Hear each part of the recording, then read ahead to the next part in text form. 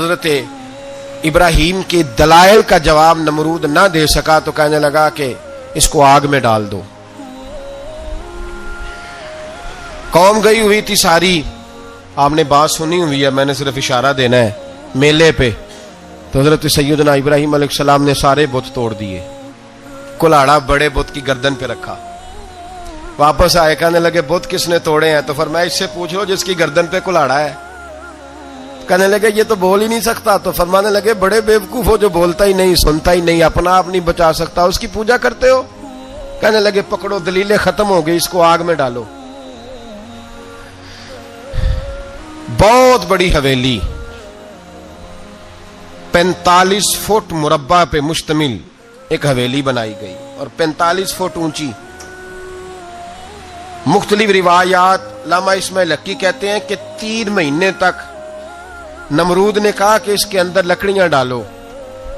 لوگ پوچھنے لگے کتنی دنیا جلانی ہے؟ کہنے لگا بندہ تو ایک جلانا ہے, پر بندہ بڑا تگڑا ہے, ایک بندہ. 3 مہینے لکڑیاں ڈالی گئیں. اور لوگوں کی جو تہمات ہوتی ہیں نا, وہ بڑی عجیب ہوتی ہیں. تہمات میں نے بڑی تفصیل سے رمضان المبارک میں گفتگو کی تھی. بدشگونی, تہمات لوگ لیتے ہیں. اس وقت بھی لوگ تہمات کا شکار ہو گئے. عقیدہ بگڑ جاتا ہے تو وہ عجیب و غریب باتیں کرنے لگتا ہے. تہمات کا شکار ہو گئے. بیبیاں نظر مانتی, میں بیمار ہوں, اگر صحیح ہو گئی تو اتنے من لکڑی دوں گی حضرت ابراہیم کی آگ جلانے کے لیے. ایک عورت لے کے جا رہی ہے لکڑیاں. تو ایک نیک دل آدمی نے اس سے پوچھا کہاں جا رہی ہو؟ کہنے لگی میں نے منت مانی تھی تو حضرت ابراہیم علیہ الصلوۃ والسلام کو معاذ اللہ جلانے کے لیے لکڑیاں لے کے جا رہی ہوں. تو وہ رب کریم کے بندے کہنے لگے تو ڈھونڈتی رہے گی, تجھے وہ جگہ ملے گی نہیں. وہ بی بی کئی مہینے گھومتی رہی, جگہ ہی نہیں ملی جہاں لکڑیاں ڈالنی. ماری گئی. تہمات کا شکار ہوئے بہت سارے لوگ. تہمات کا بھائی, تہمات دین کے اندر منع ہے. تہمات دین میں کوئی نظر ماننا, کوئی کسی بزرگ کے مزار پہ جا کے سالے ثواب کے لیے کوئی چیز ماننا, یہ تو درست ہوا. لیکن غیر شرعی نظریں مان لینا کہ میں آگ کے گرد چکر لگاؤں گا, میں جناب وہاں جا کے یہ والا تماشا کروں گا, میں دھاگا باندھوں گا, میں رسا کاٹوں گا, میں وہاں گندے اور سے پانی پیوں گا, ان کی شریعت اجازت, یہ تہمات ہیں, بدشگونی ہے. دین میں ان کی کوئی گنجائش. آپ نظر ماننے سے پہلے بھی کسی عالم سے رابطہ کریں کہ میں منت مانگنے لگا ہوں تو کیسے ماننی چاہیے, اس کا طریقہ پوچھیں. ایسے ہی غلط چیز کی منت تھوڑی مان لی جائے گی. بہرحال آمدام برسر مطلب حضرت ابراہیم کے لیے آگ جلائی گئی. 45 فٹ اونچی آگ ہے, پرندہ بھی اوپر سے گزرتا ہے تو نیچے گر جاتا ہے جل کے. اتنے دن لگا کے آگ جلائی گئی. اب حضرت ابراہیم کو جلایا جانے لگا ہے. یہاں تو موجیں ہے نا, جو کسی ادارے کا سربراہ ہے اس کے لیے موج ہے, کسی جگہ آفیسر بن گیا تو موج ہے, پیر صاحب کے لیے موج ہے, علامہ صاحب کے لیے موج ہے, خطیب صاحب کے لیے موج ہے. جلنا کس کو پڑتا ہے؟ وہ علی کوئی نہیں رہا اللہ ماشاء اللہ. وہ لوگ گزر گئے جو تکلیفیں سہ کے کام کرتے تھے, گزر گیا زمانہ. حضرت سیدنا ابراہیم علیہ السلام کو جلایا جانے لگا ہے تو اب اتنی بڑی آگ ہے تو ڈالیں کیسے؟ شیطان نے تجویز دی کہ منجنیق بناؤ. منجنیق, بڑے بڑے بانس باندھ کے ان کے نیچے رسا باندھو. وہ جس طرح جھولنے کے لیے جھولا بنایا جاتا ہے, اس طرح ایک منجنیق پرانے زمانے میں اس میں پتھر رکھ کے پھینکے جاتے تھے دشمنوں پہ.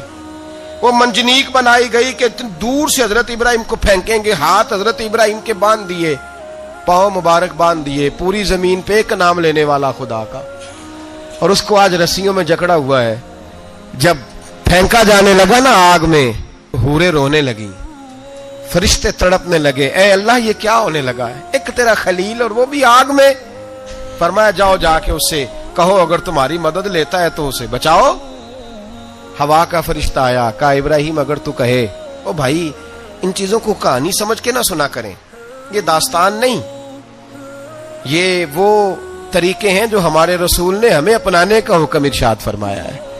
جو عقیدے, یہ وہ نظریات ہیں جو ہمیں اوڑھنے کو کہا گیا. اپنے رب کریم کی رضا پہ راضی رہنے کے یہ وہ خوبصورت مواقع ہیں صوفیاء نے جن کو بنا کر سمجھا کر ہم تک پہنچایا ہے. یہ ہے اہل طریقت کی باتیں. وہ کہتے ہیں یار جس حال میں رکھے راضی رہنا ہے. حضرت ابراہیم علیہ السلام کو پھینکا جا رہا ہے, فرشتہ آیا, اے اللہ کے خلیل اگر حکم دو تو اتنی ہوا چلاؤں کہ نمرودی جل جائیں سارے. आग उन पे फेंक दी जाए। आपने फरमाया तू जा, तुझसे मुझे कोई काम नहीं। थोड़ी देर के बाद पानी का फरिश्ता आया, कहा हुजूर इतनी बारिश बरसाऊंगा कि आग बुझ जाएगी। फरमाया तू जा, तुझसे कोई काम नहीं। अब जब मंजनीक में रख दिए गए, आग में जाने का लम्हा है, तैयारी है, हजरत जिब्रील अमीन हाजिर खिदमत हुए। कहा इब्राहिम कोई हाजत? फरमाया तुझसे कोई नहीं। कहा चलो मुझसे नहीं तो रब करीम से ही बात कर लो, मुझे पता है मैं छोटा हूं, आप मुझसे मदद क्यों लोगे, रब करीम से ही बात कर ले। तो हजरत इब्राहिम कहने लगे जिब्रील ये बता, रब को नहीं पता उसका खलील किस हाल में है? उसे नहीं पता मैं किस हाल में हूं, मेरे हाथ बंधे हैं, पैर बंधे हैं आग में, उसे नहीं पता?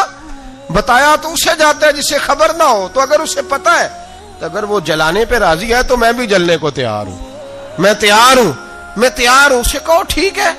हजरत सैयदना इब्राहिम अलैहिस्सलाम को मंजनीक में डाल के जो फेंका आग में, या नारुकूनी बरदम व सलामन अला इब्राहिम, अल्लाह ने फरमाया ए आग मेरे इब्राहिम पे ठंडी भी हो जा और सलामती वाली भी हो जा। हजरत इब्राहिम को दो फरिश्तों ने बिठा दिया जमीन पे, फूल खिले हैं, कौंपले महक रही हैं, कलियां खुशबू दे रही हैं। हजरत इब्राहिम ने सर सजदे में रख दिया, सुबहान अल्लाह वल्हम्दुलिल्लाह वला इलाहा इल्लल्लाह वल्लाहु अकबर। हजरत इब्राहिम अल्लाह की तस्बीह पढ़ने लगे, रब करीम का शुक्र बजा लाने लगे। निकले वहां से, कुछ दिन गुजर गए, निकले, हुक्म हो गया इब्राहिम इलाका छोड़ दो। हजरत इब्राहिम अलैहिस्सलाम वहां से निकल के मिस्र आए, चचा के पास ठहरे। उन्होंने अपनी बेटी जनाबे सारा का निकाह कर दिया। कुछ आगे बढ़े तो एक जालिम बादशाह से टकराए। उसने एक शहजादी, एक बादशाह की बेटी कैद की हुई थी, जनाबे हाजरा नाम था, उनको कैद से छुड़ा के साथ लाए। हजरत लूत अलैहिस्सलाम भी साथ। ये 4 लोगों का काफिला चला, फलस्तीन में जाके पड़ाव डाला, घर बार छोड़ा, तबलीग शुरू हुई। हजरत इब्राहिम के घर में 2 खवातीन है, एक आपकी बीवी हैं, एक हजरत हाजरा है, औलाद कोई नहीं। बड़ा मेवा है मीठा, घर वही आबाद होता है जिसमें बच्चे रोते हैं, घर होता ही वो है जिसमें बच्चों की चंचनाहट होती है, भिन भनाहट होती है। हजरत इब्राहिम ने एक बच्चा रोते हुए देखा तो आंखों में आंसू आए, कहने लगे रब्बी हबली मिनस सालिहीन, या अल्लाह मुझे भी नेक औलाद अता कर दे। हजरत सारा ने सुन लिया, कहने लगी इब्राहिम शायद मेरे बतन से तो आपको नसीब नहीं, हाजरा से निकाह कर लो। नाबे हाजरा से निकाह हुआ। अल्लाह तो बड़ा बेनियाज है, रब करीम ने हजरत इस्माइल जैसा खूबसूरत बेटा अता फरमाया। बेटा काला स्याह भी हो तो सीने की ठंडक होता है, पर यह तो वो बेटा है जिसकी पेशानी में नूरे मुहम्मदी चमकता है सल्लल्लाहु अलैहि वसल्लम। हजरत सैयदना इस्माइल इतने खूबसूरत। अब जिस बीवी के यहाँ बेटा था, बैठना उठना भी ज्यादा उसके पास, आना जाना भी उसके पास, तवज्जो उधर हो गई। जनाबे सारा रश्क करने लगी। एक दिन कहने लगी इसे छोड़ आ जंगल में, वादी गैर ज़ीज़र इन, मक्के के पास। भाई एक बेटा आलमे दीन बना लो। कहने लगा रोटी कहां से खाएगा, तेरे 5 बेटे हैं, को हाफिज़े कुरान बना, कहते रोटी कहां से खाएगा। वो बच्चा भी कहता है मैं कहां से खाऊंगा। हजरत इब्राहिम अलैहिस्सलाम तो चंद महीने का बच्चा छोड़ आए, तो कहां से रोटी खाई हजरत इस्माइल ने, कहां से खाई उनकी अम्मा ने रोटी, भूखे मर जाते हैं ये सारे। मैं बड़ी जिम्मेदारी से कहा करता हूं कि जितनी खूबसूरत रोटी अल्लाह करीम दीन के खादिमों को अता करता है शायद किसी और के नसीब होती हो, लेकिन हम लोग तवज्जो ही नहीं कर रहे, हमारा ज़ौक़ ही नहीं बन रहा, हम ये मेहनत ही नहीं कर रहे कि कौम को मुस्तनद उलमा की जरूरत है, इलाकों के इलाके खाली हैं, इधर हमारा मिजाज ही नहीं बन रहा, तवज्जो ही नहीं दीन की खातिर। और फिर चले बच्चे तो बात की बात है ना, जो अभी खुद जवान है वो भी ये दुआ, एक साहब मुझे कहने लगे मैं दुआ मांग रहा हूं अल्लाह मुझे बेटा दे तो मैं उसे दीन पे लगाऊंगा। तो मैंने कहा आप भी बूढ़े नहीं हुए, आप खुद ही लग जाएं, बेटा तो अभी आएगा तो लगेगा ना, तो आप तो इस वक्त है तो आप तो पहले लगे ना साहब, 2 घंटे तो निकाल के आए, दीन सीखने को काफी है। आप इतनी लंबी सोच रहे हैं कि बच्चा आएगा तो बड़ा होगा तो वो जाएगा तो देखी जाएगी, अभी तो आप हैं तो आप तो आओ। हजरत इब्राहिम ने बच्चा वहां छोड़ा। यहां से जो उम्रा करने लोग जाते हैं ना, जो हज करने जाते हैं, उनको पता है कि वहां दुनिया की हर नेमत मिलती है, फिर भी डबल ट्रिपल पैसे लोग जेबों में डाल के जाते हैं। हजरत इब्राहिम जब वहां लेके गए तो कोई इंसान नहीं था, पानी का कतरा नहीं था, 2 किलो खजूरें, एक मशकीजा, बीवी को थमाया ہمارے گھر میں ہزاروں چیزیں پڑی ہیں، لیکن وہ جو توکل ہے نا وہ ختم ہو گیا ہے. اللہ دے گا، حلال حلال پہ قناعت کرے، جائز جائز پہ بھروسہ کرے، رب کریم عطا کرنے والا ہے، وہ مزاج ختم ہو گیا. حضرت سیدنا ابراہیم علیہ السلام 2 کلو کھجوریں 1 مشکیزہ پانی کا دے کر کے اور وہاں بٹھایا آپ نے اپنے بچے کو اور اپنی زوجہ جناب ہاجرہ کو، اور بٹھا کر کے واپس پلٹنے لگے تو حضرت ہاجرہ سلام اللہ علیہ نے آواز دی، کہا ابراہیم کس کے سہارے پہ چھوڑ کے جا رہے ہو؟ جہاں آب زمزم کا کنواں ہے نا، جو لوگ گئے ہیں جنہوں نے صفا مروہ کی صحیح کی ہے، صفا مروہ سے باہر نکلے نا، سرکار کی ولادت کا مقام ہے، اس جگہ پہ آب زمزم کا کنواں تھا، وہاں حضرت سیدنا ہاجرہ کو بٹھایا. کوئی چیز نہیں، کوئی درخت نہیں، کوئی کھیت نہیں، کوئی پانی نہیں، کوئی کنواں نہیں، وہاں بٹھایا اور بٹھا کر کے نکلنے لگے تو جناب ہاجرہ فرمانے لگی ابراہیم کس کے سہارے پہ چھوڑ کے جا رہے ہو؟ کہنے لگی اللہ کے سہارے پہ. تو پاک باز بی بی نے ایک لفظ پوچھا، کہا ابراہیم یہ میرے رب کا حکم ہے، یہ میرے، بس جن کا عقیدہ توحید مضبوط ہو ان کے لیے ایک جملہ کافی ہوتا ہے، یہ میرے اللہ کا حکم ہے. تو جناب ابراہیم علیہ السلام فرمانے لگے ہاجرہ ہاں رب کا حکم ہے. جب یہ لفظ کہے تو چاہیے تھا نا حضرت ابراہیم تسلی دیتے، تو بی بی صاحبہ تسلی دینے لگی، عرض کرنے لگی ابراہیم اگر اللہ کا حکم ہے تو پھر آپ ہماری فکر نہ کرنا، اگر یہ رب کا حکم ہے تو پھر ہماری فکر نہ کرنا، جس رب نے ہمیں یہاں تک پہنچایا ہے وہ ہمیں کبھی بھی ضائع نہیں فرمائے گا، پھر فکر نہ کرنا. حضرت ابراہیم آ گئے. بات آپ نے سنی ہوئی ہے، اشارہ کرنا مقصود ہے. 13 سال میں چلے مان بھی لیا جائے بعض روایات کی روشنی میں کہ آتے جاتے بھی رہے، لیکن مکمل دیکھ بھال اپنے بچے کی پرورش میں پورا حضرت ابراہیم علیہ السلام کا کردار، سارا کردار ماں کا تھا. میں جب خواتین کے بارے میں کوئی بات کرتا ہوں تو میں آپ کو اکثر کہتا ہوں کہ یہ صرف بیوی کے لیے حکم نہیں ہوتا، یہ ٹریننگ بیٹی کو دینی ہے اور بہن کو دینی ہے، یہ تربیت کرے اپنے گھر میں. میں تجربے کی روشنی میں یہ بات عرض کیا کرتا ہوں کہ بھائی بچے باپ کے فرما بردار اس وقت ہوتے ہیں جب اماں انہیں باپ کا فرما بردار کرتی ہے، اور بچے باپ کے نافرمان بھی تب ہوتے ہیں جب اماں انہیں باپ کا. میں نے اپنے کانوں سے سنا ایک دفعہ ایک بچہ اپنے باپ سے کہہ رہا ہے آپ نے تو ساری زندگی باہر گزار دی، پیسے کمانا کون سا مشکل کام ہے، دکھ سکھ تو سارے اماں نے برداشت کیے، سکولوں میں وہ جاتی تھی، فلانا کام وہ کرتی تھی، فلانا کام. اب یہ سوچ اس کی ذاتی تو نہیں، یہ اس کو دی گئی ہے.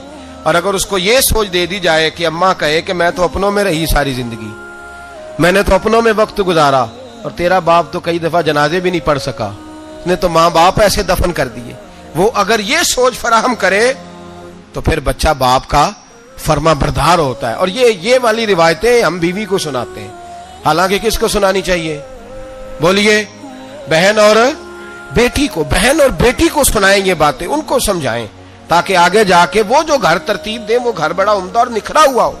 حضرت سیدنا ابراہیم 13 سال کے بعد آئے، چونکہ گھر میں اللہ تبارک و تعالیٰ کی دوستی کا چرچا تھا، اللہ تبارک و تعالیٰ کی محبوبیت کا غلبہ تھا.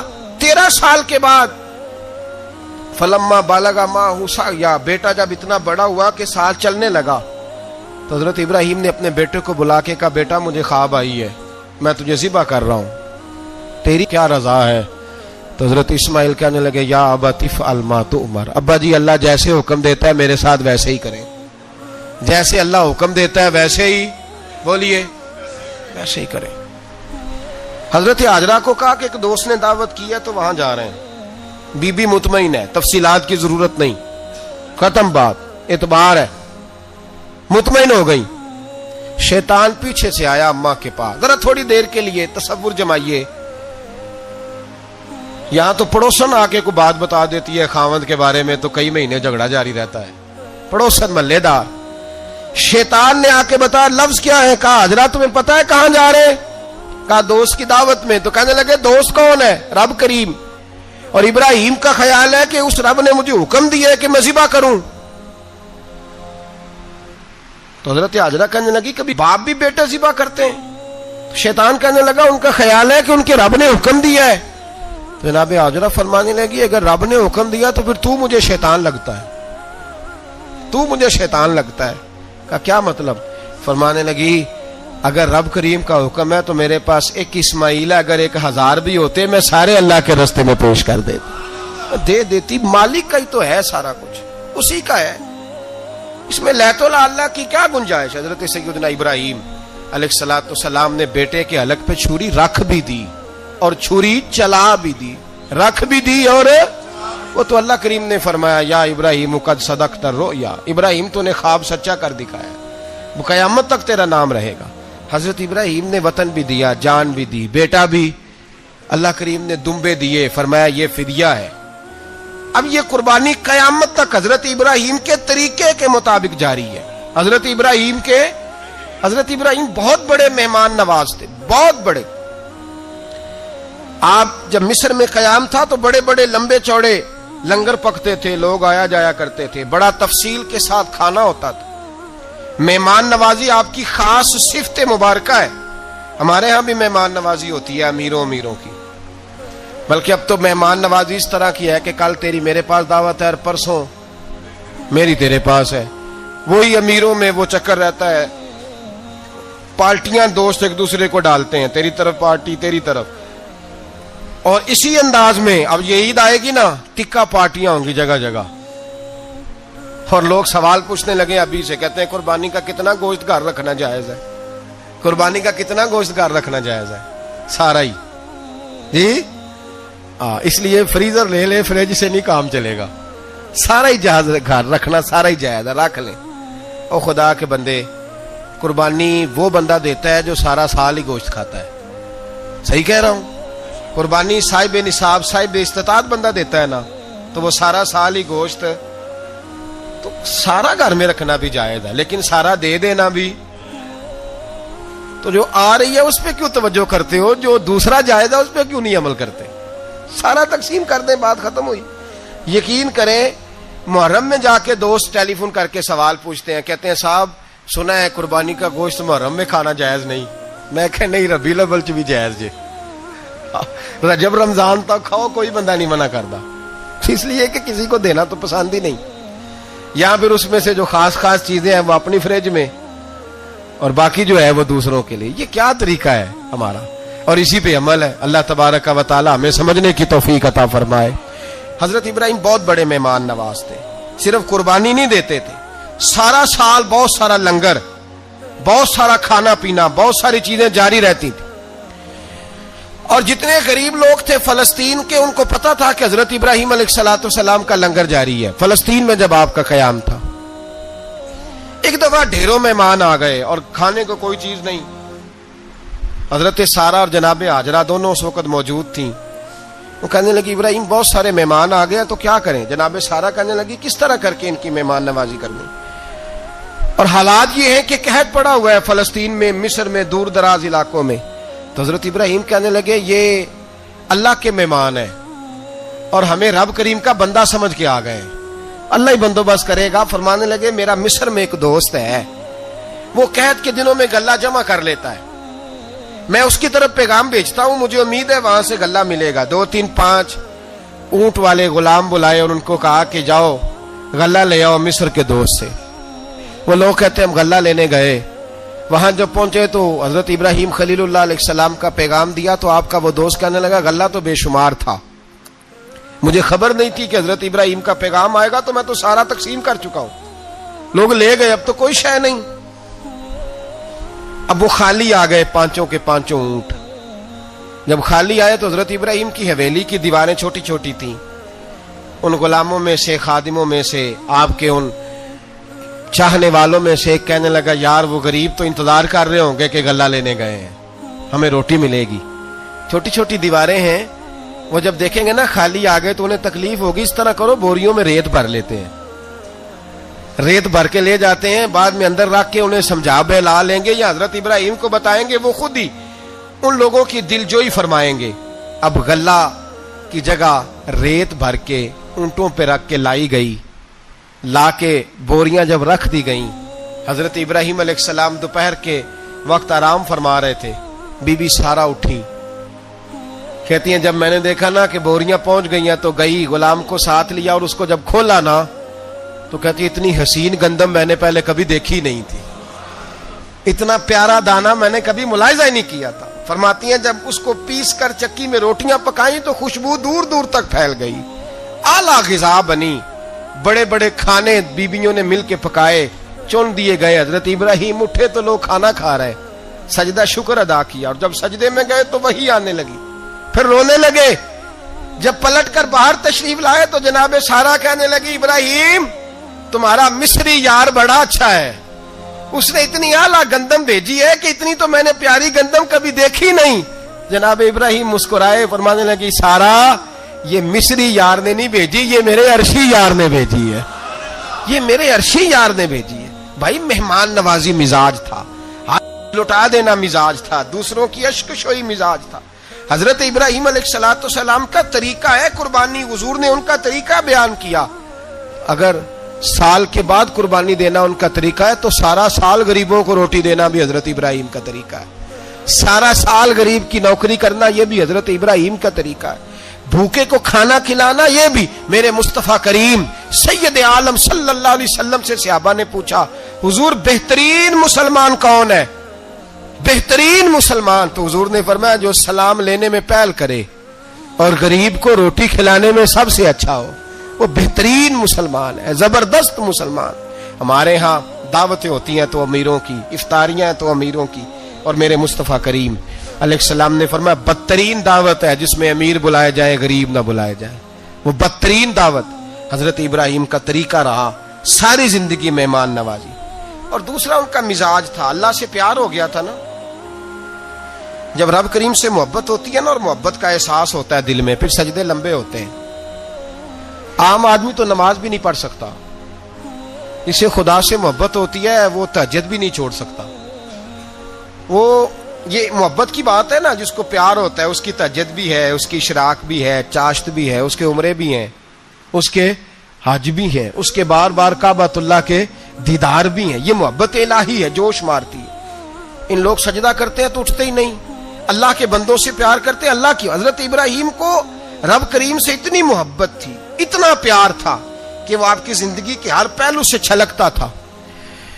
ایک وقت ایسا آیا کہ اللہ تعالیٰ نے حضرت ابراہیم کو بہت زیادہ مال عطا فرمایا، اتنے اونٹ گنے نہیں جاتے، گائیں اتنی زیادہ کہ شمار نہیں ہوتی، بکرے بکریاں اتنی زیادہ کہ شمار، بہت زیادہ مال اللہ نے عطا فرمایا۔ اور ابھی کچھ عرصہ پہلے آپ پیچھے جائیں نا تو جو لفظ مال تھا وہ روپے پہ تو بولا ہی نہیں جاتا تھا، وہ جانوروں پہ بولا جاتا تھا۔ بہت زیادہ مال اللہ نے دیا، بکریاں گائیں اونٹ بیل بڑا کچھ۔ تو رب کریم نے فرشتوں سے فرمایا کہ واتخذ اللہ ابراہیم خلیلا، ابراہیم میرا دوست ہے۔ تو فرشتے کہنے لگے یا اللہ جسے اتنا کچھ دیا جائے اس نے دوست تو بننا ہی ہوتا ہے، تو نوازا ہی بڑا ہے، اتنا مال، اتنے کھیت کھلیان، اتنا کچھ۔ اللہ کریم نے فرمایا جاؤ آزمائش کر لو، امتحان لے لو۔ فرشتہ امتحان لینے پہنچ گیا۔ حضرت ابراہیم کے جانور چر رہے ہیں چراگاہ میں، حضرت ابراہیم بھی ہیں، غلام بھی ہیں، بہت بڑا ریوڑ ہے، آپ تشریف فرمائیں۔ ایک فرشتہ آیا تو کھیت میں چھپ کے بیٹھ گیا اور بلند آواز سے کہنے لگا سبحان اللہ والحمد للہ ولا الہ الا اللہ واللہ۔ یہ تسبیح بڑی پسند ہے، محبوب نے ان کی فضیلت بیان کی۔ اب وہ حضرت سیدنا ابراہیم علیہ السلام کھڑے تھے تو وہ کھیت میں بیٹھ کے تسبیح پڑھنے لگا سبحان اللہ والحمد للہ ولا الہ الا اللہ۔ حضرت ابراہیم کہنے لگے یہ میرے رب کا نام کون لے رہا ہے؟ بڑی اس کی میٹھی آواز ہے، بڑی، کون ہے؟ ڈھونڈنے لگے، گھومتے گھومتے اس کے پاس چلے گئے، فرشتہ انسانی شکل میں۔ تو میرے رب کا ذکر کر رہا تھا؟ اس نے کہا میں ہی کر رہا تھا۔ فرمانے لگے یار ایک دفعہ پھر نہیں کرتا؟ تو کہنے لگا ابراہیم پہلے تو میں اپنی مرضی سے کر رہا تھا، تو کہتا ہے تو پیسے لگیں گے، پیسے ہیں تو کر دیتا ہوں۔ حضرت ابراہیم کہنے لگے بول تو کیا لے گا؟ میرے اللہ کا ذکر سنانے کا کیا لے گا؟ کہنے لگا جتنی بکریاں آپ چرا رہے ہیں ساری دے دے تو میں اللہ کا ذکر سنا دیتا ہوں۔ آپ نے فرمایا بس جا تیری ساری ہوئی، میرے رب کا ذکر سنا۔ اور پھر شروع ہو گیا سبحان اللہ الحمد للہ ولا الہ الا اللہ واللہ اکبر۔ حضرت ابراہیم علیہ السلام کیف میں، یار پھر ذرا سنا، نا علما وچ پھسا سانو، تو یار دی گل سنا سانو، ذرا دوبارہ سنا۔ پھر سنایا، ایک دفعہ پھر کہا، فرشتہ کہنے لگا بس جی آپ کے پیسے پورے ہو گئے۔ حضرت ابراہیم کہنے لگے چل ایک دفعہ اور سنا. کہنے لگا پیسے لگیں گے. تو کیا لے گا؟ کہنے لگا گائیں بھینسیں ساری میری. فرمایا بس یار اتنی قیمت، تو سنا صحیح، سارا کچھ ہی تیرا. پھر شروع ہو گیا سبحان اللہ والحمدللہ ولا الہ الا اللہ واللہ اکبر. گائیں دے دیں، بھینسیں دے دیں، وہ ذکر سناتا ہے. حضرت ابراہیم کبھی مچلتے ہیں، کبھی روتے ہیں، کبھی آہیں بھرتے ہیں. تو میرے رب کا نام لے رہا ہے، ذرا پھر سے لے. کیف جاری ہے. کہنے لگا بس بھائی. حضرت ابراہیم فرمانے لگے تو اور لے لے جو لینا ہے، مجھے ذکر سنا. اس نے کہا ابراہیم بکریاں میں لے چکا، گائے بھینسیں میں لے چکا، اونٹ رہ گئے، سارے لے لوں گا پھر ذکر سناؤں گا. فرمایا جا تیرا ہوا تو ذکر سناتا رہ، میں دیتا ہوں. دے دیا. کچھ دیر ذکر کیا تو اب خاموش ہو گیا. حضرت ابراہیم خلیل اللہ علیہ السلام فرمانے لگے ذکر سنا.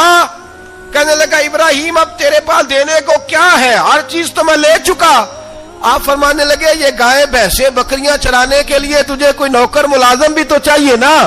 تو اس طرح کر مجھے رکھ لے، میں روٹی نہیں مانگوں گا، کھانا نہیں مانگوں گا، تو اللہ کا ذکر سناتا رہنا، میں تیرے جانوروں کی نوکری کرتا رہوں گا. حضرت ابراہیم علیہ السلام نے جب یہ کہا نا، فرشتے کی آنکھوں میں آنسو آ گئے. تر دامنی پہ شیخ ہماری نہ جائیے، ہم دامن نچوڑ دیں تو فرشتے وضو کریں. فرشتہ رو پڑا اور کہنے لگا ابراہیم مجھے سینے سے لگاؤ، آپ واقعی اس قابل ہے کہ اللہ آپ کو اپنا دوست بنائے، واقعی اس قابل ہے کہ رب آپ کو اپنا. حضرت ابراہیم علیہ السلام کا خدا سے محبت کرنے کا نرالا انداز. اور میرے بھائی یہی محبت انہیں میرے مصطفیٰ سے بھی تھی. ایک نبی گھر بنا رہا ہے، دوسرا بنوا رہا ہے. حضرت اسماعیل علیہ السلام پتھر اٹھا کے لا رہے ہیں، جناب ابراہیم بنا رہے ہیں. جب خانہ کعبہ بن گیا تو کہنے لگے ربنا وابعث فیہم رسولا، اے اللہ اب اسے بسانے کے لیے اپنا آخری رسول بھی عطا فرما. نبی پاک فرماتے ہیں میں دعا ہوں حضرت ابراہیم کی. یہ قربانی حضرت ابراہیم کا طریقہ ہے. حضور نے اگرچہ نبی پاک کی اپنی سنت تھی، یہ بھی کہہ سکتے تھے سنتی و سنت ابیکم ابراہیم، میری سنت ہے اور تمہارے باپ ابراہیم کی سنت ہے. یہ نہیں فرمایا. جب صحابہ نے کہا قربانی کیا ہے، فرمایا سنت ابیکم ابراہیم، یہ تمہارے باپ ابراہیم کی سنت ہے. ہر صاحب نصاب پر قربانی واجب ہے. جو زکوٰۃ کا نصاب رکھتا ہو اس پر قربانی واجب ہے. یعنی ضروریات سے زیادہ اتنے پیسے، جتنے پیسوں سے زکوٰۃ فرض ہوتی ہے، اتنے پیسے جس آدمی کے پاس قربانی سے پہلے آ جائیں اس آدمی پر قربانی کرنا واجب ہے. بکرا، چھترا، دمبا 1 سال کا یا دمبا 6 مہینے کا ہو پر اتنا بڑا محسوس ہوتا ہو کہ لگے کہ 1 سال کا ہے، اس کی قربانی ہو سکتی ہے. جانور میں کوئی عیب نہیں ہونا چاہیے. اتنا کمزور نہ ہو کہ ذبح جہاں اسے کرنا ہے وہاں وہ چل کے جا نہ سکے، اتنا کمزور جانور نہ ہو. اس کے اندر بظاہر کوئی اتنا بڑا نقص نہ پایا جاتا ہو، کانا نہ ہو، لنگڑا نہ ہو، کوئی اس کی ہاتھ نہ کٹے ہوئے ہوں، ایسا نقص جو واضح ہو. بکرا 1 سال کا، گائیں اور بھینس یہ 2 سال کی، اونٹ 5 سال کا. اب اس میں یہ ہے کہ ہمارے بہت سارے دوست چونکہ ہم دیہاتی لوگ ہیں تو پوچھتے ہیں کہ دوندا نہیں ہے تو چوگا نہیں ہے. تو یہ ہماری پنجابی کی اصطلاحات ہیں. پنجابی کی شریعت اسلامیہ نے سال بتائے ہیں. یہ تو ہم نے اپنی آسانی کے لیے یا دیہاتوں میں جو ماحول تھا اس طرح کا جانور لیں، خوبصورت جانور لیں. جو نصاب ہے وہ بھی میں نے آپ کو بتایا. لیکن ایک اور پہلو بھی ہے. نبی پاک صلی اللہ علیہ وسلم پہ زکوٰۃ کبھی فرض نہیں ہوئی، کبھی حضور پہ زکوٰۃ فرض نہیں ہوئی. نبی پاک صلی اللہ علیہ وسلم کے پاس اتنا سرمایہ کبھی اکٹھا ہوا ہی نہیں کہ زکوٰۃ فرض ہو. لیکن نبی پاک کے صحابہ فرماتے ہیں کہ مدینے کے 10 سالوں میں اللہ کے رسول نے ہر سال قربانی فرمائی ہے، ہر سال قربانی دی. اور جس سال حضور حج کرنے گئے اس سال اللہ کے نبی نے 63 اونٹ ذبح فرمائے. اور حضور صلی اللہ علیہ وسلم جب اونٹ ذبح کرنے لگتے نا تو صحابہ کہتے ہیں اونٹ خود دوڑ کے حضور کے سامنے آ کے لیٹ جاتا اور نبی پاک اسے ذبح کرتے اور فرماتے ہیں ایک دوسرے کو دھکے دیتے اونٹ کے پہلے میں نے جانا ہے ذبح ہونے کے لیے، پہلے میں نے. انہیں پتا تھا کہ جو مصطفیٰ کے ہاتھوں ذبح ہوگا وہ تو دائمی زندگی پا جائے گا، یہاں بھی وہاں بھی زندہ. 63 اونٹ ذبح کیے. ایک اونٹ میں کتنی قربانیاں ہوتی ہیں؟ 7. اب 63 کو 7 سے ضرب دو گے تو کتنی بنے گی؟ اور پھر نبی پاک صلی اللہ علیہ وسلم نے 10 سال مدینہ منورہ میں قربانی دی ہر سال. اب وہ 63 اونٹ، ایک اونٹ میں 7 قربانیاں، ہر سال یہاں قربانی، اور مولا علی شیر خدا فرماتے ہیں نبی پاک 2 قربانیاں دیتے. میں نے کہا حضور 2 جانور ذبح کر رہے ہیں آپ؟ تو حضور نے فرمایا ایک میری طرف سے، ایک میری امت کی طرف سے، غریبوں کی طرف سے. اور حضرت علی کو حضور نے وصیت فرمائی تو 2 دیا کرے گا. یا رسول اللہ صلی اللہ علیہ وسلم میں غلام ہوں، خادم ہوں. حضور نے فرمایا علی ایک تو نے اپنی دینی ہے، ایک میری طرف سے دینی ہے. 2 قربانیاں. مولا علی نے بھی ساری زندگی 2 قربانیاں دی. حضرت علی بھی مال کے نصاب نہیں تھے، اپنا مکان ہی نہیں تھا، کوئی کاروبار نہیں تھا، کئی دن فاقے رہتے تھے، پر قربانیاں کتنی دیتے تھے؟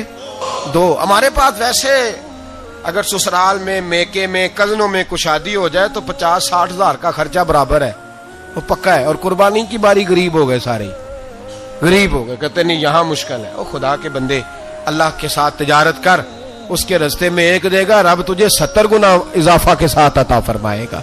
قربانی مال کے نصاب پہ ہے. کوشش کیا کریں کہ اللہ کے رستے میں جب دینا ہو پھر لیت اللہ سے بچیں. خوبصورت جانور لائیں جن کو اللہ نے توفیق دی ہے، ان کے لیے نصیحت ہے جن کو اللہ نے توفیق دی. میں نے اپنے حضرت صاحب کو دیکھا ہے، وہ کہتے تھے کئی جانور اللہ نے بڑا نوازا ہے. کہتے ایک میرا ہے، ایک میرے ماں کا، ایک میرے باپ کا ہے، ایک میرے فلاں استاد صاحب کا، ایک میرے پیر صاحب کا ہے. یہ جانور غوث اعظم جیلانی کا نام کا دے رہا ہوں. اور پھر ایک بڑا خوبصورت جانور بندہ ہوتا اور حضرت خود ان کو چارہ ڈال رہے ہوتے. تو حضور یہ کیا ہے؟ فرمانے لگے یہ میں رسول اللہ کے نام پہ قربان کروں گا، یہ نبی پاک کے نام پر قربان کیا جائے گا.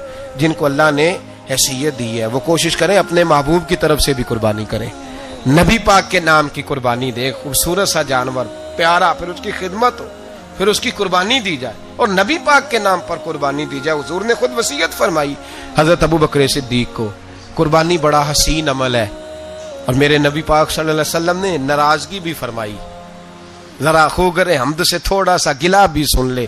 میرے حبیب نے فرمایا جو طاقت کے باوجود قربانی نہ کرے وہ ہماری عیدگاہ میں عید کی نماز پڑھنے نہ آئے، وہ نہ آئے. اور یا رسول اللہ جو کرے گا، فرمایا قربانی کے جانور کا خون کا قطرہ بعد میں زمین پہ گرے گا، اللہ اس کے سارے گناہ پہلے معاف فرما دے گا، اللہ اس کے سارے گناہوں کو بخشے گا. قربانی کریں، خوبصورت انداز میں کریں، اللہ کی رضا کے لیے. بزرگوں نے لکھا ہے 3 حصے کرو گوشت کے، ایک گھر میں رکھو، ایک رشتہ داروں میں بانٹو، پڑوسیوں میں بانٹو، اور تیسرا فقط غریبوں کو دو. لیکن میں اکثر یہ سوچتا ہوں کہ ہمارے ہاں قربانی کرتا ہی وہ ہے جن کے گھر میں ہر جمعرات کو چھوٹا گوشت پکتا ہے، اور جن کے گھر میں ہفتے میں 3 دفعہ مرغی کا گوشت پکتا ہے، وہی تو قربانی دینے کے قابل ہوتے ہیں. تو وہ بھی اگر قربانی کے بکرے میں سے بھی تیسرا رکھنا چاہیں تو اجازت تو ہے. میں نے کہا سارا رکھنے کی بھی اجازت ہے. حضرت ابراہیم کے گھر میں 2 خواتین ہیں، ایک آپ کی بیوی ہیں، ایک حضرت ہاجرہ ہے. اولاد کوئی نہیں، بڑا میوہ ہے میٹھا. گھر وہی آباد ہوتا ہے جس میں بچے روتے ہیں، گھر ہوتا ہی وہ ہے جس میں بچوں کی چنچناہٹ ہوتی ہے، بھن بناہٹ ہوتی ہے. حضرت ابراہیم نے ایک بچہ روتے ہوئے دیکھا تو آنکھوں میں آنسو آئے، کہنے لگے ربی حب لی من الصالحین، یا اللہ مجھے بھی نیک اولاد عطا کر دے. حضرت سارہ نے سن لیا، کہنے لگی ابراہیم شاید میرے بطن سے تو آپ کو نصیب نہیں، ہاجرہ سے نکاح کر لو. جناب ہاجرہ سے نکاح ہوا. اللہ تو بڑا بے نیاز ہے، رب کریم نے حضرت اسماعیل جیسا خوبصورت بیٹا عطا فرمایا. بیٹا کالا سیاہ ہو تو سینے کی ٹھنڈک ہوتا ہے، پر یہ تو وہ بیٹا ہے جس کی پیشانی میں نور محمدی چمکتا ہے صلی اللہ علیہ وسلم. حضرت سیدنا اسماعیل علیہ اتنے خوبصورت. اب جس بیوی کے ہاں بیٹا تھا، بیٹھنا اٹھنا بھی زیادہ اس کے پاس، آنا جانا بھی اس کے پاس، توجہ ادھر ہو گئی. جناب سارہ رشک کرنے لگی. ایک دن کہنے لگی اسے چھوڑ آ جنگل میں، وادی غیر ذی زرع، مکے کے پاس. بھائی ایک بیٹا عالم دین بنا لو. کہنے لگا روٹی کہاں سے کھائے گا؟ تیرے 5 بیٹے ہیں، کو حافظ قرآن بنا. کہتے روٹی کہاں سے کھائے گا؟ وہ بچہ بھی کہتا ہے میں کہاں سے کھاؤں گا. حضرت ابراہیم علیہ السلام تو چند مہینے کا بچہ چھوڑ آئے، تو کہاں سے روٹی کھائی حضرت اسماعیل نے؟ کہاں سے کھائی ان کی اماں نے روٹی؟ بھوکے مر جاتے ہیں یہ سارے. میں بڑی ذمہ داری سے کہا کرتا ہوں کہ جتنی خوبصورت روٹی اللہ کریم دین کے خادموں کو عطا کرتا ہے شاید کسی اور کے نصیب ہوتی ہو، لیکن ہم لوگ توجہ ہی نہیں کر رہے. ہمارا ذوق ہی نہیں بن رہا، ہم یہ محنت ہی نہیں کر رہے کہ قوم کو مستند علماء کی ضرورت ہے. علاقوں کے علاقے خالی ہیں، ادھر ہمارا مزاج ہی نہیں بن رہا، توجہ ہی نہیں. دین کی خاطر. اور پھر چلے بچے تو بعد کی بات ہے نا, جو ابھی خود جوان ہے وہ بھی تو یہ دعا. ایک صاحب مجھے کہنے لگے میں دعا مانگ رہا ہوں اللہ مجھے بیٹا دے تو میں اسے دین پہ لگاؤں گا. تو میں نے کہا آپ بھی بوڑھے نہیں ہوئے, آپ خود ہی لگ جائیں. بیٹا تو ابھی آئے گا تو لگے گا نا, تو آپ تو اس وقت ہے تو آپ تو پہلے لگے نا صاحب. 2 گھنٹے تو نکال کے آئے, دین سیکھنے کو کافی ہے. آپ اتنی لمبی سوچ رہے ہیں کہ بچہ آئے گا تو بڑا ہوگا تو وہ جائے گا تو دیکھی جائے گی. ابھی تو آپ ہیں تو آپ تو آؤ. حضرت ابراہیم نے بچہ وہاں چھوڑا. یہاں سے جو عمرہ کرنے لوگ جاتے ہیں نا, جو حج کرنے جاتے ہیں, ان کو پتا ہے کہ وہاں دنیا کی ہر نعمت ملتی ہے, پھر بھی ڈبل ٹرپل پیسے لوگ جیبوں میں ڈال کے جاتے ہیں. حضرت ابراہیم جب وہاں لے کے گئے تو کوئی انسان نہیں تھا, پانی کا قطرہ نہیں تھا. 2 کلو کھجوریں, ایک مشکیزہ, بیوی کو تھمایا. ہمارے گھر میں ہزاروں چیزیں پڑی ہیں لیکن وہ جو توکل ہے نا وہ ختم ہو گیا ہے. اللہ دے گا, حلال حلال پہ قناعت کرے, جائز جائز پہ بھروسہ کرے, رب کریم عطا کرنے والا ہے, وہ مزاج ختم ہو گیا. حضرت سیدنا ابراہیم علیہ السلام 2 کلو کھجوریں, ایک مشکیزہ پانی کا دے کر کے, اور وہاں بٹھایا آپ نے اپنے بچے کو اور اپنی زوجہ جناب ہاجرہ کو, اور بٹھا کر کے یہ واپس پلٹنے لگے تو حضرت ہاجرہ سلام اللہ علیہ نے آواز دی, کہا ابراہیم کس کے سہارے پہ چھوڑ کے جا رہے ہیں؟ جہاں آب زمزم کا کنواں ہے نا, جو لوگ گئے ہیں جنہوں نے صفا مروہ کی صحیح کی ہے, صفا مروہ سے باہر نکلے نا, سرکار کی ولادت کا مقام ہے, اس جگہ پہ آب زمزم کا کنواں تھا. وہاں حضرت سیدنا ہاجرہ کو بٹھایا. کوئی چیز نہیں, کوئی درخت نہیں, کوئی کھیت نہیں, کوئی پانی نہیں, کوئی کنواں نہیں. وہاں بٹھایا اور بٹھا کر کے نکلنے لگے تو جناب ہاجرہ فرمانے لگی ابراہیم کس کے سہارے پہ چھوڑ کے جا رہے ہو؟ کہنے لگے اللہ کے سہارے پہ.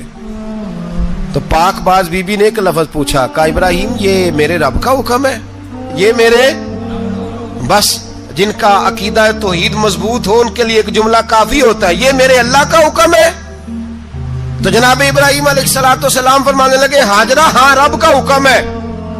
جب یہ لفظ کہے تو چاہیے تھا نا حضرت ابراہیم تسلی دیتے, تو بی بی صاحبہ تسلی دینے لگی, عرض کرنے لگی ابراہیم اگر اللہ کا حکم ہے تو پھر آپ ہماری فکر نہ کرنا. اگر یہ رب کا حکم ہے تو پھر ہماری فکر نہ کرنا. جس رب نے ہمیں یہاں تک پہنچایا ہے وہ ہمیں کبھی بھی ضائع نہیں فرمائے گا, پھر فکر نہ کرنا. حضرت ابراہیم آ گئے. بات آپ نے سنی ہوئی ہے, اشارہ کرنا مقصود ہے. 13 سال میں چلے مان بھی لیا جائے بعض روایات کی روشنی میں کہ آتے جاتے بھی رہے, لیکن مکمل دیکھ بھال اپنے بچے کی پرورش میں پورا حضرت ابراہیم علیہ السلام کا کردار, سارا کردار ماں کا تھا. میں جب خواتین کے بارے میں کوئی بات کرتا ہوں تو میں آپ کو اکثر کہتا ہوں کہ یہ صرف بیوی کے لیے حکم نہیں ہوتا, یہ ٹریننگ بیٹی کو دینی ہے اور بہن کو دینی ہے. یہ تربیت کریں اپنے گھر میں. میں تجربے کی روشنی میں یہ بات عرض کیا کرتا ہوں کہ بھائی بچے باپ کے فرما بردار اس وقت ہوتے ہیں جب اماں انہیں باپ کا فرما بردار کرتی ہے, اور بچے باپ کے نافرمان بھی تب ہوتے ہیں جب اماں انہیں باپ کا. میں نے اپنے کانوں سے سنا ایک دفعہ ایک بچہ اپنے باپ سے کہہ رہا ہے آپ نے تو ساری زندگی باہر گزار دی, پیسے کمانا کون سا مشکل کام ہے, دکھ سکھ تو سارے اماں نے برداشت کیے, سکولوں میں وہ جاتی تھی, فلانا کام وہ کرتی تھی, فلانا کام. اب یہ سوچ اس کی ذاتی تو نہیں, یہ اس کو دی گئی ہے.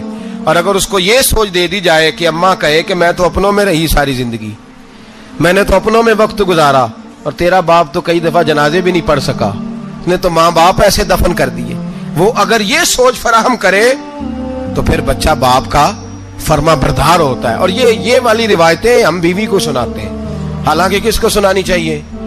بولیے, بہن اور بیٹی کو. بہن اور بیٹی کو سنائیں یہ باتیں, ان کو سمجھائیں تاکہ آگے جا کے وہ جو گھر ترتیب دیں وہ گھر بڑا عمدہ اور نکھرا ہوا ہو. حضرت سیدنا ابراہیم 13 سال کے بعد آئے, چونکہ گھر میں اللہ تبارک و تعالیٰ کی دوستی کا چرچا تھا, اللہ تبارک و تعالیٰ کی محبوبیت کا غلبہ تھا. 13 سال کے بعد فلما بالغ معہ السعی, بیٹا جب اتنا بڑا ہوا کہ ساتھ چلنے لگا, تو حضرت ابراہیم نے اپنے بیٹے کو بلا کے کہا بیٹا مجھے خواب آئی ہے, میں تجھے ذبح کر رہا ہوں, تیری کیا رضا ہے؟ تو حضرت اسماعیل کہنے لگے یا ابت افعل ما تؤمر, ابا جی اللہ جیسے حکم دیتا ہے میرے ساتھ ویسے ہی کریں, جیسے اللہ حکم دیتا ہے ویسے ہی بولیے ایسے ہی کریں. حضرت حاجرہ کو کہا کہ ایک دوست نے دعوت کی ہے تو وہاں جا رہے ہیں. بی بی مطمئن ہے, تفصیلات کی ضرورت نہیں, ختم بات, اعتبار ہے, مطمئن ہو گئی. شیطان پیچھے سے آیا اماں کے پاس. ذرا تھوڑی دیر کے لیے تصور جمائیے, یہاں تو پڑوسن آ کے کوئی بات بتا دیتی ہے خاوند کے بارے میں تو کئی مہینے جھگڑا جاری رہتا ہے. پڑوسن محلے دار, شیطان نے آ کے بتایا لفظ کیا ہے. کہا حضرت تمہیں پتا ہے کہاں جا رہے ہیں؟ کہا دوست کی دعوت میں. تو کہنے لگے دوست کون ہے؟ رب کریم. اور ابراہیم کا خیال ہے کہ اس رب نے مجھے حکم دیا ہے کہ میں ذبح کروں. تو حضرت حاجرہ کہنے لگی کبھی باپ بھی بیٹے ذبح کرتے ہیں؟ تو شیطان کہنے لگا ان کا خیال ہے کہ ان کے رب نے حکم دیا ہے. تو جناب حاجرہ فرمانے لگی اگر رب نے حکم دیا تو پھر تو مجھے شیطان لگتا ہے, تو مجھے شیطان لگتا ہے. کہا کیا مطلب؟ فرمانے لگی اگر رب کریم کا حکم ہے تو میرے پاس ایک اسماعیل ہے, اگر 1000 بھی ہوتے میں سارے اللہ کے راستے میں پیش کر دے دیتی. مالک کا ہی تو ہے سارا کچھ, اسی کا ہے, اس میں لیت اللہ کی کیا گنجائش. حضرت سیدنا ابراہیم علیہ السلام نے بیٹے کے حلق پہ چھری رکھ بھی دی اور چھری چلا بھی دی, رکھ بھی دی اور وہ تو اللہ کریم نے فرمایا یا ابراہیم قد صدقت الرؤیا, ابراہیم تو نے خواب سچا کر دکھایا, وہ قیامت تک تیرا نام رہے گا. حضرت ابراہیم نے وطن بھی دیا, جان بھی دی, بیٹا بھی. اللہ کریم نے دمبے دیے, فرمایا یہ فدیہ ہے. اب یہ قربانی قیامت تک حضرت ابراہیم کے طریقے کے مطابق جاری ہے. حضرت ابراہیم بہت بڑے مہمان نواز تھے, بہت بڑے. آپ جب مصر میں قیام تھا تو بڑے بڑے لمبے چوڑے لنگر پکتے تھے, لوگ آیا جایا کرتے تھے, بڑا تفصیل کے ساتھ کھانا ہوتا تھا. مہمان نوازی آپ کی خاص صفت مبارکہ ہے. ہمارے ہاں بھی مہمان نوازی ہوتی ہے امیروں کی, بلکہ اب تو مہمان نوازی اس طرح کی ہے کہ کل تیری میرے پاس دعوت ہے اور پرسوں میری تیرے پاس ہے. وہی امیروں میں وہ چکر رہتا ہے, پارٹیاں دوست ایک دوسرے کو ڈالتے ہیں, تیری طرف پارٹی تیری طرف. اور اسی انداز میں اب یہ عید آئے گی نا, ٹکا پارٹیاں ہوں گی جگہ جگہ. اور لوگ سوال پوچھنے لگے ابھی سے, کہتے ہیں قربانی کا کتنا گوشت گھر رکھنا جائز ہے, قربانی کا کتنا گوشت گھر رکھنا جائز ہے؟ سارا ہی جی. اس لیے فریزر لے لیں, فریج سے نہیں کام چلے گا. سارا ہی جہاز گھر رکھنا سارا ہی جائز ہے, رکھ لیں.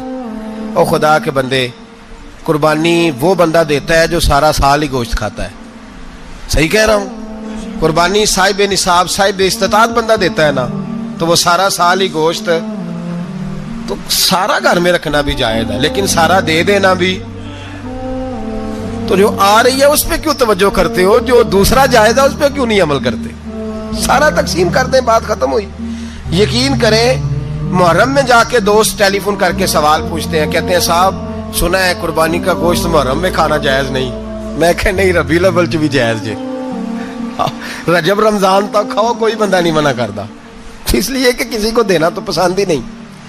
یا پھر اس میں سے جو خاص چیزیں ہیں وہ اپنی فریج میں, اور باقی جو ہے وہ دوسروں کے لیے. یہ کیا طریقہ ہے ہمارا؟ قربانی اسلام کا ایک خوبصورت ترین عمل ہے, یہ محبوب ترین عبادت ہے اللہ تعالیٰ کی. قربانی اپنی فضیلت کے لحاظ سے, عظمت کے لحاظ سے, اپنی بلندیوں کے لحاظ سے دین میں بڑا مقام رکھتی ہے. لیکن ہر چیز کا رنگ روپ بدل دیا جاتا ہے نا, چونکہ قربانی چلی آ رہی تھی حضرت ابراہیم خلیل اللہ علیہ السلام سے. تو اہل عرب جو تھے, مشرکین مکہ, قربانی کا تعارف وہ بھی رکھتے تھے, پر وہ قربانی کی حقیقت کو, قربانی کی حکمت کو, قربانی کے حسن کو, قربانی سے پھوٹنے والی روشنی کو سمجھنے سے ناآشنا تھے. وہ کیا کرتے تھے کہ جب وہ کوئی قربانی کا جانور ذبح کرتے تو اس کا جو خون ہوتا وہ بیت اللہ شریف کی دیواروں کے ساتھ مل دیتے. قربانی کے جانور کا جو گوشت ہوتا وہ لا کے بتوں کے سامنے رکھتے کہ یہ خون کعبے کی دیوار سے خون ملنے سے اور بتوں کے آگے گوشت رکھنے سے شاید ہماری قبولیت ہو جائے گی, ہم نے جانور ذبح کیا ہے. کمال ہے میرے رب کریم کی کتاب کا انداز بھی. قرآن مجید مختصر الفاظ کے اندر, مختصر جملوں کے اندر, اجمال کے اندر اتنی بڑی تفصیل بیان کر دیتا ہے کہ انسان کے ذہن کے, دل کے, دماغ کے دریچے کھل جاتے ہیں. اللہ کھانے پینے سے پاک ہے، بے نیاز ہے مالک۔ رب کریم نے فرمایا لن ینال اللہ لحومہا، فرمایا ہرگز نہیں پہنچتا اللہ کی بارگاہ میں تمہارا گوشت، ولا دماؤہا، اور نہ ان کے خون، نہ اس جانور کا گوشت اللہ کی بارگاہ میں پہنچتا ہے، نہ خون پہنچتا ہے۔ تو مالک پہنچتا کیا ہے؟ ولیکن ینالہ التقوی منکم، بلکہ رب کی بارگاہ میں تو تمہارے دلوں کا تقوی پہنچتا ہے۔ تمہارے دل میں کیا ہے، تم اپنے رب کی رضا کتنی چاہتے ہو، یہ بات جاتی ہے۔ گوشت اور خون تو یہاں رہ گیا۔ فرمایا نہ اللہ کی بارگاہ میں خون پہنچ رہا ہے جانور کا، نہ گوشت پہنچ رہا ہے، دل کا تقوی پہنچ رہا ہے۔ معنی کیا ہے کہ جانور خریدتے وقت بھی اپنے دل سے پوچھ لینا تیرا دل کیا کہتا ہے، نیت کس سے جانور تو لے رہا ہے، تیرا ارادہ کیا ہے۔ اور جب تو ذبح کرے تو بھی اپنے دل پہ توجہ رکھ، تیرے دل میں اس کے لیے کیا ہے، تیرے دل کے اندر تقوی کتنا ہے، اللہ کی رضا حاصل کرنے کا جذبہ کتنا ہے۔ اور جب تو اس کا گوشت بانٹے تو پھر بھی تیری نظر آنے والے بندے پر نہیں ہونی چاہیے، جس گھر میں گوشت جا رہا ہے اس گھر پر تیری نظر نہیں ہونی چاہیے، بلکہ تیری نظر تو رب کی رضا پہ رہنی چاہیے۔ اللہ کی بارگاہ میں جو چیز جائے گی وہ دل کا تقوی جائے گا۔ اپنے دل پر محنت کی جائے، دل کی خواہشات، دل کی نیتوں کو، ارادوں کو صحیح کیا جائے۔ ایک آیت نے سارا فلسفہ بیان کر دیا کہ نہ وہاں خون جاتا ہے نہ گوشت جاتا ہے، وہاں تو تمہارے دل کا تقوی جاتا ہے۔ تو جس چیز نے وہاں جانا ہے اس پر زیادہ توجہ ہونی چاہیے تھی، اس کا زیادہ خیال ہونا چاہیے تھا۔ یہ فلسفہ ہے قربانی کا کہ آپ کی نیت کیا ہے، کسی کام کے لیے آپ کا ارادہ کیا ہے۔ ہمارے ہاں قربانی کے ساتھ جس طرح جانور منسلک ہے نا، کہ قربانی میں جانور ہونا بڑا ضروری ہے اور قربانی کے لیے پیسے ہونا بڑا ضروری ہے، اسی طرح قربانی کے اس سارے سیزن کے اندر کسائی کا بھی بڑا رول ہے، اس کا بھی ایک بڑا کردار ہے، وہ بھی بڑی اہمیت کی حامل پرسنالٹی ہے ان دنوں میں۔ اور پہلے سے بڑے سارے معاملات ہیں، اور اس دن کسائیوں کے جو معاملات ہیں ان کی جو بھاگ دوڑ ہے وہ بھی ایک پوری داستان ہے، چونکہ بہت ساری جگہوں پہ انہوں نے جانا ہوتا ہے اور جہاں وہ بیٹھے ہوتے ہیں ان کو بھی کافی جلدی ہوتی ہے کہ جلدی سے جانور ذبح ہو جائے، جلدی سے گوشت بن جائے۔ اور جس جگہ انہوں نے بعد میں جانا ہوتا ہے ان کے بھی 15 فون آ چکے ہوتے ہیں۔ تو وہ جو خاص اسلام حکم دیتا ہے اس موقع پر، اور نبی پاک علیہ الصلوۃ والسلام کی جو خاص نصیحتیں ہیں اور حضور نے جو خاص احتیاطیں بتائی ہیں، وہ احتیاطیں پوری نہیں ہوتی۔ دیکھیں آپ اس فلسفے کو سمجھیں کہ قربانی کی تعریف یہ ہے کہ مخصوص جانور مخصوص وقت میں اللہ کی رضا کے لیے ذبح کرنا ہے، اللہ کی رضا کے لیے۔ اب یہ نہیں ہے کہ آپ نے فٹافٹ آؤ دیکھا نہ تاؤ دیکھا، جس طرح کی چھری آپ کو مل گئی، جس طرح ہو سکا بس اس کو مار دینا ہے، اسے ذبح کرنا ہے اور اچھے طریقے سے کرنا ہے۔ یہ حدیث آپ کو سیاستہ میں ملے گی، مسلم شریف میں ملے گی، ابو داؤد شریف میں ملے گی۔ حضرت شداد بن اوس رضی اللہ تعالیٰ عنہ حدیث کے راوی ہیں، نبی پاک صلی اللہ تعالیٰ علیہ وسلم نے فرمایا احسان کرنا اللہ نے فرض کیا ہے ہر چیز پر، مالک نے ہر چیز پر احسان کرنا فرض کیا ہے۔ تو فرمایا جب تم ذبح کرو تو اچھے طریقے کے ساتھ ذبح کرو، چھری کو تیز کرو، اور فرمایا ذبح ہونے والے جانور کو آرام پہنچاؤ، اچھے طریقے سے ذبح کرو، چھری تیز ہو، اسے آرام ہو، اسے تکلیف نہ پہنچاؤ، اچھے طریقے سے ذبح کرو، اسے ٹھنڈا ہو لینے دو، پھر اس کی کھال اتاری جائے، تھوڑی احتیاط کی جائے، اچھے طریقے سے چیزوں کو لیا جائے۔ آپ دیکھیے حضور ایک بات کرتے ہیں لیکن سوچ کے دھارے بدل کے رکھ دیتے ہیں۔ رسول کریم صلی اللہ تعالی وسلم گزر رہے تھے تو ایک شخص نے بکری کے پہلو پر پیر رکھا ہوا تھا اور وہ چھری تیز کر رہا تھا، یعنی بکری کو اس نے گرایا ہوا ہے، لٹایا ہوا ہے اور پہلو پر پیر رکھا ہوا ہے اور ساتھ ساتھ وہ چھری تیز کر رہا ہے۔ تو نبی پاک صلی اللہ تعالی علیہ وسلم نے کیا خوبصورت بات ارشاد فرمائی۔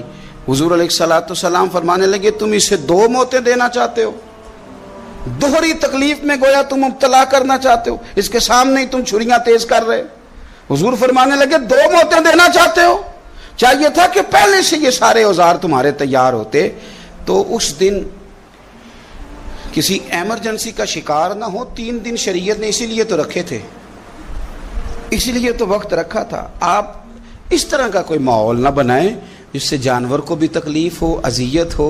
میں نے کہا کہ میرے کریم فرماتے ہیں رب نے ہر چیز پر احسان کرنا فرض کیا. اچھے طریقے سے ذبح کریں, چھری کو تیز کریں, جانور کو آرام. صلو علیہ وآلہ صلو علیہ وآلہ صلو علیہ وآلہ لی خمسۃ لطفی بہا غر الوباء الخاتمہ المصطفیٰ والمرتضیٰ المصطفیٰ والمرتضیٰ وابناہما والفاطمہ صلو علیہ وآلہ صلو علیہ وآلہ صلو علیہ وآلہ صلو علیہ وآلہ صلو علیہ وآلہ لی خمسۃ لطفی بہا غر الوباء الخاتمہ. ایک وقت ایسا آیا کہ اللہ تعالیٰ نے حضرت ابراہیم کو بہت زیادہ مال عطا فرمایا. اتنے اونٹ گنے نہیں جاتے, گائیں اتنی زیادہ کہ شمار نہیں ہوتی, بکرے بکریاں اتنی زیادہ کہ شمار, بہت زیادہ مال اللہ نے عطا فرمایا. اور ابھی کچھ عرصہ پہلے آپ پیچھے جائیں نا تو جو لفظ مال تھا وہ روپے پہ تو بولا ہی نہیں جاتا تھا, وہ جانوروں پہ بولا جاتا تھا. بہت زیادہ مال اللہ نے دیا, بکریاں, گائیں, اونٹ, بیل, بڑا کچھ. تو رب کریم نے فرشتوں سے فرمایا کہ واتخذ اللہ ابراہیم خلیلا, ابراہیم میرا دوست ہے.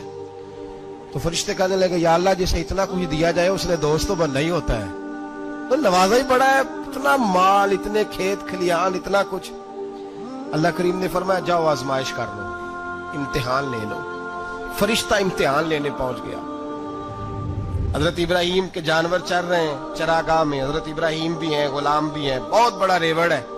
آپ تشریف فرمائے. ایک فرشتہ آیا تو کھیت میں چھپ کے بیٹھ گیا اور بلند آواز سے کہنے لگے سبحان اللہ والحمدللہ ولا الہ الا اللہ واللہ اکبر.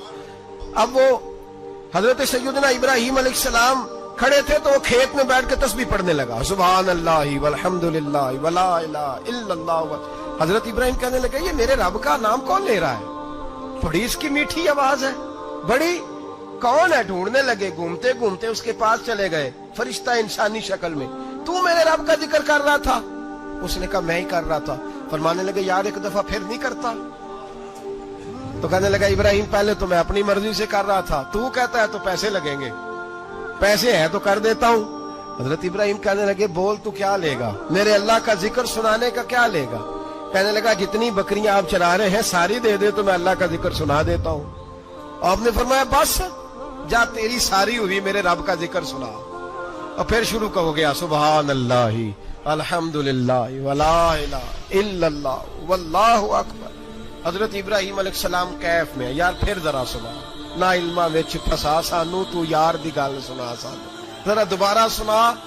میں پھر سنایا, ایک دفعہ پھر کہا. فرشتہ کہنے لگا بس جی آپ کے پیسے پورے ہو گئے. حضرت ابراہیم کہنے لگے چل ایک دفعہ اور سناؤ. کہنے لگا پیسے لگیں گے. تو کیا لے گا؟ کہنے لگا گائیں بھینسیں ساری میری. فرمایا بس یار اتنی قیمت, تو سنا صحیح, سارا کچھ ہی تیرا. پھر شروع ہو گیا سبحان اللہ والحمدللہ ولا الہ الا اللہ واللہ اکبر. گائیں دے دی, بھینسیں دے دی, وہ ذکر سناتا ہے. حضرت ابراہیم کبھی مچلتے ہیں, کبھی روتے ہیں, کبھی آہیں بھرتے ہیں. تو میرے رب کا نام لے رہا ہے, ذرا پھر سے لے. کیف جاری ہے. کہنے لگا بس بھائی. حضرت ابراہیم فرمانے لگے تو اور لے لے جو لینا ہے, مجھے ذکر سنا. اس نے کہا ابراہیم بکریاں میں لے چکا, گائے بھینسیں میں لے چکا, اونٹ رہ گئے, سارے لے لوں گا پھر ذکر سناؤں گا. فرمایا کیا تیرا ہوا, تو ذکر سناتا رہ, میں دیتا ہوں. दे दिया, कुछ देर जिक्र किया तो अब खामोश हो गया। हजरत इब्राहिम खलीलुल्लाह अलैहिस्सलाम फरमाने लगे जिक्र सुना। कहने लगा इब्राहिम अब तेरे पास देने को क्या है, हर चीज तो मैं ले चुका। आप फरमाने लगे ये गाय भैंसे बकरियां चराने के लिए तुझे कोई नौकर मुलाजम भी तो चाहिए ना, तो इस तरह कर मुझे रख ले, मैं रोटी नहीं मांगूंगा, खाना नहीं मांगूंगा, तो अल्लाह का जिक्र सुनाता रहना, मैं तेरे जानवरों की नौकरी करता रहूंगा। हजरत इब्राहिम अलैहिस्सलाम ने जब ये कहा ना, फरिश्ते की आंखों में आंसू आ गए। तरदामनी पे शेख हमारी ना जाइए, हम दामन निचोड़ दें तो फरिश्ते वुजू करें। फरिश्ता रो पड़ा और कहने लगा इब्राहिम मुझे सीने से लगा। मेरे रसूल करीम सल्लल्लाहु ताला अलैहि वसल्लम ने नजर की सफाई पर सबसे पहले तवज्जो दी है।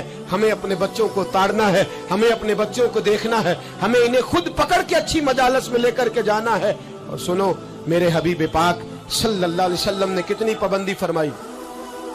कोई मौलवी हो, कोई पीर हो, कोई फकीर हो, कोई दरवेश हो, कोई दरबार का सज्जादा हो, कोई किसी जगह बैठने वाला हो, किसी को भी औरत के साथ तन्हा रहने की इजाजत, सारे बोलिए इजाजत, किसी को भी औरत के साथ तन्हा रहने की इजाजत बिल्कुल नहीं है, कतन नहीं है। मेरे नबी करीम सल्लल्लाहु अलैहि वसल्लम ने फरमाया जहां मर्द और औरत इकट्ठे होंगे तीसरा शैतान होगा। इब्ने हजर कहते हैं एक सहाबी ने अर्ज की हुजूर अगर वो दोनों नेक हो, अगर दोनों नेक हो, तो मेरे हबीब पाक सल्लल्लाहु अलैहि वसल्लम ने फरमाया याह्या के बेटे जकरिया भी हो और ईसा की वालदा मरियम भी हो, तो फिर भी मैं दोनों को अकेले रहने की इजाजत नहीं देता। जब उनको इजाजत नहीं है, जब उनको इजाजत नहीं है, तो बाकी कोई किस खाते में है। मैं सुनता हूं और आज मैं बबांगे दोहल कहता हूं, हमें वो दरबार भी कबूल नहीं है। सुन लिया जाए, मेरी बात को नोट किया जाए, हमें वो दरबार और मजार भी कबूल नहीं है जहां बुराई और मंशियात के अड्डे कायम है। हम उन दरबारों पर भी फौरी तौर पर हर लिहाज से कड़ी निगरानी करने का और पूरी सख्ती करने का इरादा रखते हैं और खुद आगे बढ़ के उन जालिम सज्जादा नशीनों का मुंह नोचने का इरादा रखते हैं जिन दरबारों पर नशा बिकता है, जिन दरबारों पर गंद होता है। दरबार तो ऐसे होते हैं कि दाता अली अजमेरी रहमतुल्लाह अलैह का दरबार हो पर चारों जानिब कुरान पाक की तिलावत हो रही हो। जुमा इतना बड़ा होता हो कि लाहौर में इतना बड़ा जुमा ही और कोई ना हो। दरस हदीस होता हो, दरस निजामी का मदरसा कायम हो और औरतों का जाना अलग हो, मर्दों का जाना अलग हो, पूरी शरीयत की पाबंदी हो, फिर किसी दरबार पर जाने की इजाजत है, वरना कोई किसी जगह भी किसी भी लिहाज से कभी न जाए। मेरे अजीजों, मंशियात के खिलाफ जिहाद, बेहयाई, उरियानी, फाहशी, मिल्लत का जवान अब अपनी नजर को छुपाना सीख जाए। और मेरे दोस्त देखना, बेटियों को खतरा किससे है? यहाँ हिंदू भी कोई नहीं, सिख भी कोई नहीं, आर्या भी कोई नहीं, बुद्ध मत भी कोई नहीं, यहाँ ईसाई भी अकलियत में, यहाँ यहूदी भी कोई नहीं, लेकिन फिर भी बेटियों की अगर शर्मो हया महफूज ना हो। ये हदीस सुनाने लगा हूं, हदीस है, हदीस रसूल है। जवान खास करके जरा मेरी बात पे तवज्जो करें और बुजुर्ग खास कर तवज्जो करें जिन्होंने तरबियत करनी है। सुने, हुजूर की बारगाह में एक नौजवान आया है, ये संगमील है हदीस, इसको याद रखना। अर्ज की हुजूर मैं सारे गुनाह छोड़ सकता हूं, जिना नहीं छोड़ता। हुजूर मुझे जिना की इजाजत होनी चाहिए। मेरे हबीब ने थपकी दी, बिठा लिया। मैं कहता हूं हुजूर ने गुनाहगारों को मुआशरे से काटा नहीं, उनकी तरबियत फरमाई है, उनकी तरबियत फरमाई है, उनको करीब फरमाया। मेरे हबीब करीम सल्लल्लाहु अलैहि वसल्लम ने फरमाया इधर आ, बैठ जा। बैठ गए। हुजूर ने फरमाया तू पसंद करता है तेरी मां के साथ कोई बदकारी करे? हुजूर नहीं। फरमाया तू पसंद करता है तेरी बेटी के साथ कोई बदकारी करे? या रसूलल्लाह मैं आंखें निकाल दूंगा। हुजूर ने फरमाया तू पसंद करता है तेरी बहन के साथ? हुजूर मैं काट डालूंगा वो हाथ जो मेरी बहन की तरफ उठेंगे। फरमाया तू पसंद करता है कि तेरी खाला, फुफी, ममानी की तरफ कोई ऐसी हरकत करे? हुजूर मैं काट के रख दूंगा उन लोगों को जो बात भी करेंगे। मेरे हबीब ने फरमाया अच्छा, जिसके साथ तू बदकारी की इजाजत मांग रहा है वो किसी की मां नहीं लगती, वो किसी की बहन नहीं लगती, वो किसी की बेटी नहीं होगी। याद रखे, मुल्ला जलालुद्दीन रूमी 1, इमाम गजाली 2, आला हजरत फाजले बरेलवी 3। बुजुर्ग मुतफिका तौर पर लिखते हैं, फरमाते हैं जो गंद के साथ दूसरे घर में ताड़ता है वो अपने घर की खैर मना ले। जो गंदी नजर दूसरों पर रखता है वो अपने घर की खैर मना ले, इसलिए कि जो जुर्म वो किसी के खाते में डालेगा वो सजा बन के उसके घर की तरफ लौटा दिया जाएगा। जो बदकारी वो किसी के खाते में डालेगा वो सजा बन के अल्लाह उसके घर की तरफ लौटा देगा। अगर अपने घर को पाक रखना चाहते हो तो दूसरों की तरफ पाक नजर रखनी शुरू कर दो। अगर चाहते हो कि तेरा घर अजीब मामला है ना, बेटे को तो पसंद की शादी की इजाजत है तो बेटी को इजाजत क्यों नहीं? अगर तेरा बेटा पसंद की शादी करेगा तो याद रखना फिर जब किसी की बेटी ये लफ्ज बोलती है फिर इज्जतों के जनाजे निकलते हैं, फिर उरियानी फहाशी का जो है वो कलक लगता है माथे पर। फिर याद रखना चारों जानिब से रुसवाइयां तेरा नसीबा होती है। अगर तू बेटी को रोकना चाहता है तो बेटे का हाथ पकड़। अगर तू बेटी को साफ रखना चाहता है तो बेटे को शर्मो हया की चादर उड़ा। अगर तू बेटियों के किरदार की हिफाजत करना चाहता है तो पहले बेटे को पाबंद शरीयत बना, पहले इसकी तरफ देख। मेरे दोस्तों, ये 5 चीजें हमारा बुनियादी नुक्ता है। एक तो अमीर गरीबों की तहकीर करना छोड़ दे, दूसरा गरीब अमीरों से मांगना छोड़ दे, तीसरा इज्जत के साथ जीना सीखे, हमें हर हाल में सूद से हराम पैसे से बचना है। चौथा, हर तरफ मंशियात फैली है, हमें इसके खिलाफ जिहाद करना है। पांचवा, बेहयाई उरियानी फहाशी गली गली नगर नगर निकल करके इसके खिलाफ हमने बोलना है। मुझे मेरे साथी कहते हैं नौजवान महफिलों में आना छोड़ गए, वो कहते हैं हजरत साहब के सारे मौजूआत ही हम पे होते। चंद दिन पहले मैं कल्लर सईदा गया, मैं दूर के इज्तिमा नहीं देता, सफर नहीं कर पाता, मेरे पैरों में दर्द होता है, करीब करीब रहता हूँ। उन लोगों ने बड़ा इसरार किया तो मुझे जाना हुआ। मैं जब वहां पहुंचा कुछ देर मैंने बात की तो मेरे ख्याल में यही था कि जवान नौजवान कहाँ बात को सुनते हैं, ये थोड़ी मेरी बात को सुनेंगे। मैंने इरादा किया, थक भी बड़ा गया कि 20-25 मिनट बात करूंगा। 3-4 नौजवान मेरे सामने बैठे थे। अभी मैंने मुस्तफा की हदीस का रंग छेड़ा ही है। छम छम उनकी आंखों से आंसू बरसने लगे, छम छम। अल्लाह की कसम मिंबर रसूल पे बैठा हूँ, मैं अपने अंदर शर्मिंदा होने लगा। मैंने कहा यार तू कहता था नौजवान बात नहीं सुनते, तेरी मिल्लत का जवान उसे किसी ने बात सुनाई नहीं, शायद तू उस तक बात पहुंचा ही नहीं सका। अरे गुनाहगार बड़ा है पर मुस्तफा का गद्दार तो नहीं ना, ये बड़ा पापी है पर हुजूर की बात नहीं सुनेगा, नबी पाक के पैगाम की तरफ नहीं। 50 मिनट बात करके मैं लौटा। एक हफ्ते में इतने मुझे उन्होंने फोन किए, इतने फोन करने लगे जैसे तैसे भी हो आप दोबारा आइए, मुझे जुमेरात को दोबारा वहां जाना है। वो कहने लगे जौन सा वक्त कहेंगे हम रखेंगे, लेकिन खुदारा हमें सिर्फ मंशियात का नशा किसी ने लगा दिया है, इश्क मजाजी का गंदा नशा किसी ने लगा दिया है। कोई ऐसा मिले जो हमें रसूलुल्लाह के इश्क का नशा भी लगा दे, कोई मिल जाए ऐसा। अगर कोई शोएब आए, मुजस्सर कोई आए जो हमारे सीने से रगड़े। मेरे दोस्त, मिल्लत का जवान जब नेक होता है तो फिर वो हजरत बिलाल हबशी की राहों का मुसाफिर होता है, फिर हजरत फारूक आजम को आइडियल बनाता है, फिर सैयदना मौला अली शेर खुदा की जानिब देखता है। और मिल्लत का जवान जब मुजाहिद बनता है तो फिर इमाम हसन और इमाम हुसैन की यादों को ताजा करता है। वो कभी इल्मुद्दीन बन जाता है, कभी आमर चीमा बन जाता है और कभी मुमताज हुसैन कादरी की शक्ल में सामने आ जाता है। वो डट जाता है। मिल्लत के जवान तेरे सीने से अब रसूल करीम सल्लल्लाहु अलैहि वसल्लम की मोहब्बत को खींचा जा रहा है। तुझे वापिस आना है, अपने सीने को बेदार करना है और तुझे आलमे कुफर को बताना है कि शराब पीने वाला ही सिर्फ तुम्हें देखा है, तुमने कभी दुरूद पढ़ने वाला नौजवान भी देखना चाहिए। तुमने औरत को सारी रात फोन करने वाले जवान की दास्तानें तो सुनी है। अब हम तुझे वो वाला जवान सुनाते हैं जो सारी रात मुस्तफा की नाते सुन के नबी पाक के या रसूल अल्लाह, या रसूल अल्लाह, या हबीब अल्लाह। कोई गुल बाकी रहेगा ना चमन रह जाएगा, कोई गुल बाकी रहेगा ना चमन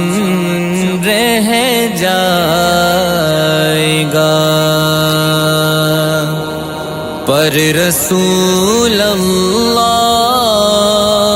کا